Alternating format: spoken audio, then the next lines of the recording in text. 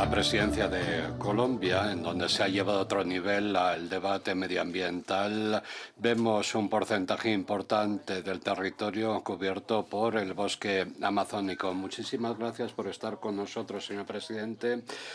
Usted dispone de una narrativa medioambiental realmente sólida y ha tenido el valor de criticar a otros en esta región. Ha insistido en la agenda medioambiental.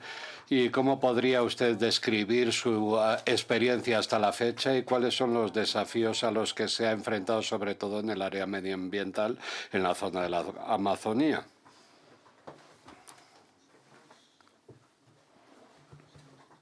La deforestación, a un porcentaje del 70% más o menos.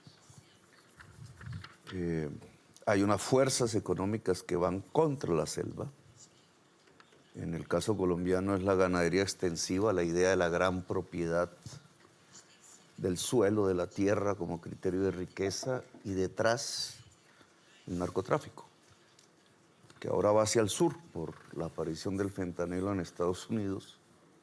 La selva amazónica es objeto hoy de un inmenso riesgo de todas las mafias multinacionales que, a través de la prohibición de las drogas, ven el sur y los lados, Europa y China, como objetos de mercado, en este caso la cocaína. La selva amazónica es el producto de un tenue equilibrio planetario.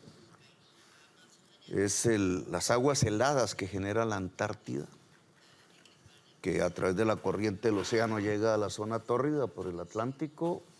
Grandes masas de vapor, de humedad, fueron configurando en los últimos miles de años esa enorme masa de absorción de CO2 que es la selva amazónica.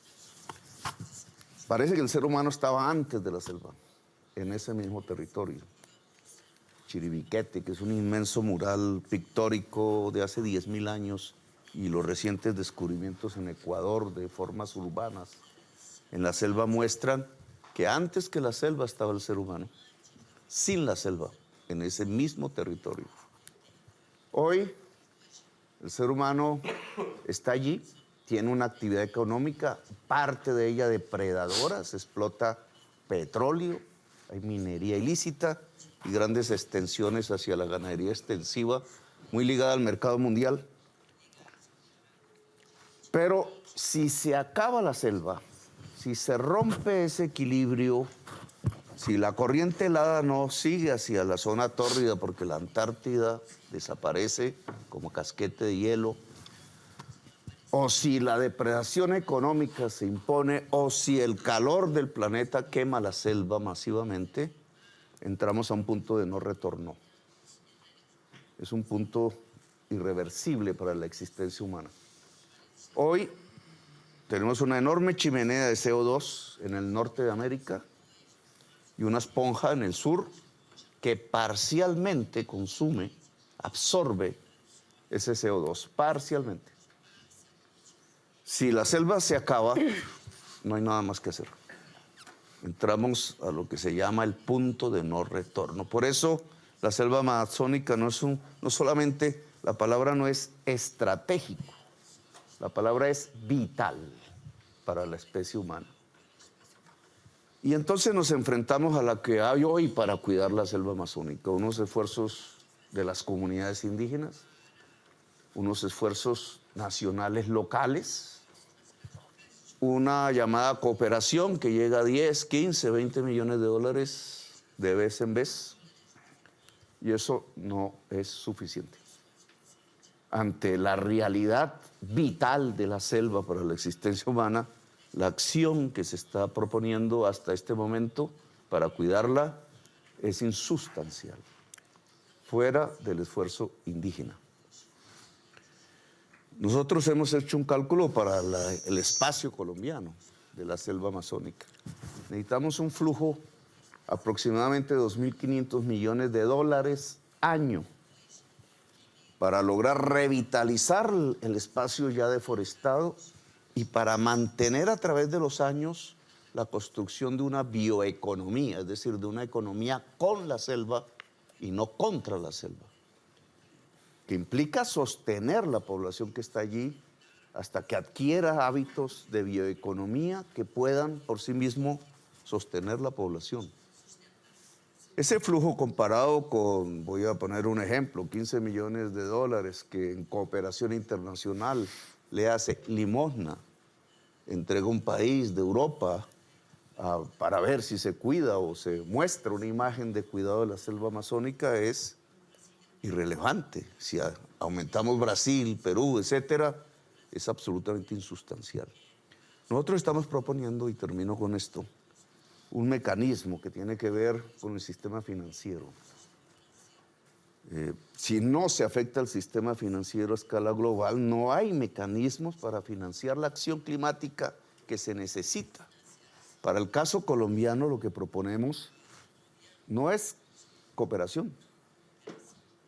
Lo que proponemos es que nosotros mismos podemos financiar la acción climática que se necesita para la selva.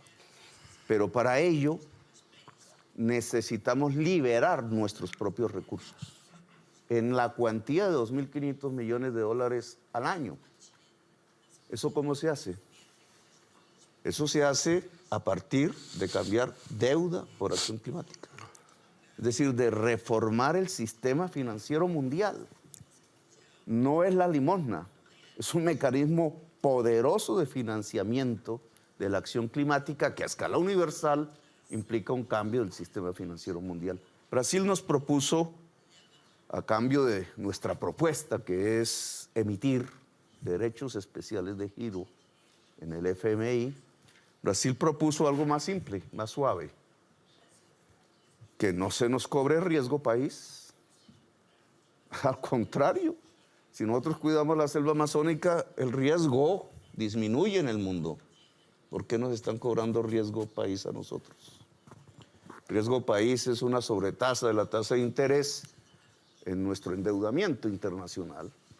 Si ese riesgo país se vuelve cero, es decir, igual que en Estados Unidos o que en Europa, la liberación de recursos que dejaríamos de pagar por servicio de la deuda tendría estas cantidades, en el caso colombiano, que nos permitirían, y ese es el canje, financiar la revitalización de la selva amazónica y mantener la selva amazónica en el territorio y bajo soberanía colombiana. Si esto se hace en toda la cuenca amazónica, tendríamos un mecanismo poderoso de corto plazo para revitalizar la selva amazónica en beneficio de toda la humanidad. Bueno, nosotros no solamente hemos forestación cero, sino que además hay que revitalizar el espacio ya deforestado, que en el caso colombiano son 3 millones de hectáreas, que hoy son praderas de ganaderías y que hay que retornárselas a la selva. Es decir, la estadística no es llegar a cero, ponerlo en números positivos, es el crecimiento de la selva hasta su frontera natural. En Brasil esto es mucho más complejo, porque en Brasil viven 27 millones de personas. Nosotros tenemos unos centenares de miles apenas.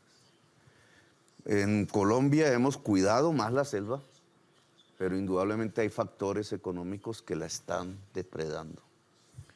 Ahora, tenemos una enorme contradicción y paradoja, porque la selva es esponja de CO2, pero el petróleo es la chimenea. O sea, lo que produce la crisis climática es la extracción y uso de petróleo, carbón y gas en el capitalismo del norte. Las grandes chimeneas de CO2 es Estados Unidos, Canadá, Unión Europea, China, Japón. Su primera responsabilidad es apagar la chimenea. Es decir, dejar de usar petróleo, carbón y gas. No hay otra alternativa. Eso provoca un choque de intereses económicos que lo vemos aquí en Davos y lo vemos en cualquier COP. La palabra combustible fósil como causante de la crisis climática solo apareció realmente en la última COP en un país petrolero. Por tanto, en 30 años de COPs no hemos hecho el esfuerzo de apagar las chimeneas realmente. Ahora se le delega, porque es un escapismo, al Congo belga, a Indonesia y a los países amazónicos la tarea de cuidar la esponja. como si las esponjas, estas selvas, pudieran realmente mitigar las chimeneas del norte, y no es cierto. Las selvas se van a quemar si las chimeneas del norte siguen, y eso implica el fin de la existencia humana, así de simple. Lo dice la ciencia. Ahora, entonces, debemos, los países que estamos cuidando la selva, a los cuales no se nos brinda la posibilidad de transformaciones para empoderar nuestra propia financiación para cuidar la selva, porque el sistema no ha cambiado, sigue siendo el mismo. Entonces, debemos dejar que en esas selvas se explote petróleo o cualquier otro combustible fósil. Anteriormente el mar llegaba hasta los Andes. Esa franja entre la selva y los Andes, que está en Ecuador, que está en Colombia, es absolutamente fundamental, porque es que el agua de la selva amazónica nace en los Andes. No hay otra agua en la selva amazónica que no es la que nazca en los Andes, arriba, en las montañas, páramos le decimos. Y ese ecosistema, si se rompe, no solamente mata la selva, sino que deja sin agua todas las grandes ciudades latinoamericanas ubicadas en los Andes. Es un problema mayúsculo. Ahora, ¿esto lo provoca qué? El consumo y uso intensivo del petróleo, el gas y el carbón. Entonces, si nosotros vemos que el océano dejó los fósiles entre la selva y la cordillera de los Andes, grandes reservas de petróleo, que hoy incluyen Guyana, quizás la mayor descubrimiento de petróleo en los últimos años, y permitimos su explotación, pues estamos permitiendo que se acabe la vida humana. Así de simple. No solo la selva. O sea, la selva chupa el CO2 y lo que hay debajo de la selva, junto a los Andes, es puro petróleo, es decir, es el CO2 absorbido por la historia geológica. Si nosotros explotamos ese petróleo y va en exportación hacia las grandes chimeneas del norte, se acabó. ¿Qué vamos a hacer con el campo de Guyana, que ya es un problema hoy geopolítico? Y casi que los dos grandes bloques militares están compitiendo. Nosotros desde Colombia decimos no más explotación petrolera. Firmamos el Tratado de No Proliferación de Combustibles, que solo lo firman las islas que están a punto de desaparecer con sus poblaciones. Queremos que se extienda a todo el mundo. La decisión debe ser frenar el consumo de petróleo, carbón y gas en el mundo, pero ese es un problema del norte. Hemos dicho que no contratamos más exploración ni en gas, ni en petróleo, ni en carbón. No queremos más explotación petrolera en la selva amazónica. Si no hay exploración, no hay explotación.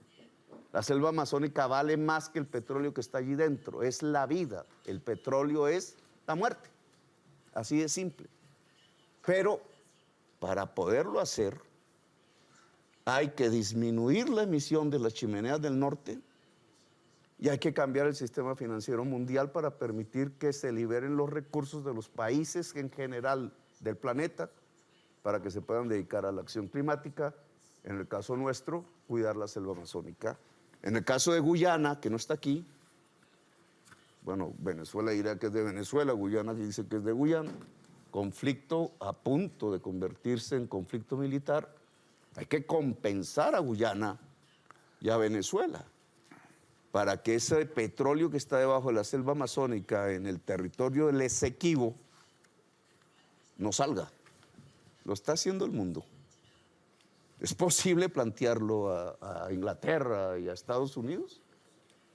Estados Unidos ha planteado el bloqueo de Venezuela, la posibilidad militar de conflicto en el Esequibo. Guyana, aliado con Reino Unido, está en lo mismo.